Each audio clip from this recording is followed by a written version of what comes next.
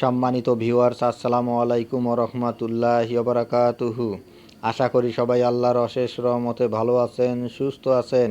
এই চ্যানেলে আরেকটি নতুন গুরুত্বপূর্ণ ভিডিওতে আপনাদের সবাইকে স্বাগতম। আজকে আলোচনা করব যে কারণে আন্দোলন স্থগিত করলেন এনটিআরসি এর সুপারিশপ্রাপ্তরা। বিস্তারিত থাকছে ভিডিওতে।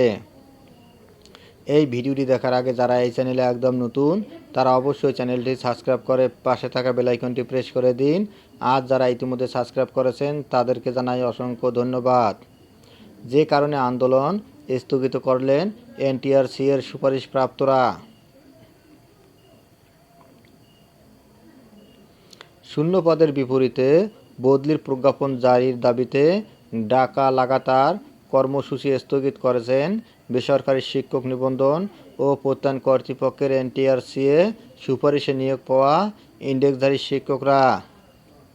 শিক্ষা উপদেষ্টার আশ্বাসের প্রেক্ষিতে কর্মসূচি স্থগিত করা হয়েছে বলে জানিয়েছেন আন্দোলনরতরা।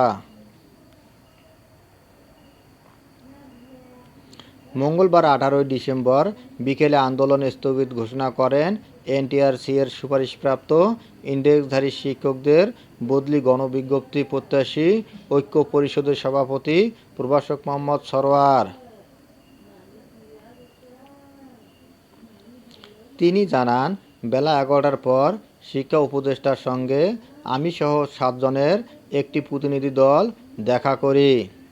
তিনি শিক্ষা উপদেষ্টা আমাদের আশ্বাস দিয়েছেন যে কোনো মুহূর্তে প্রজ্ঞাপন জারি হবে। শিক্ষা উপদেষ্টা আমাদের আন্দোলন স্থগিত করার অনুরোধ করেছেন।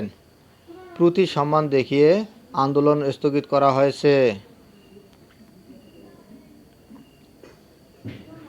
প্রভাষক মোহাম্মদ সরোয়ার আরও বলেন, শিক্ষা উপদেষ্টা আমাদের জানিয়েছেন প্রজ্ঞাপন প্রস্তুত রয়েছে, যে কোনো মুহূর্তে এটি জারি হবে।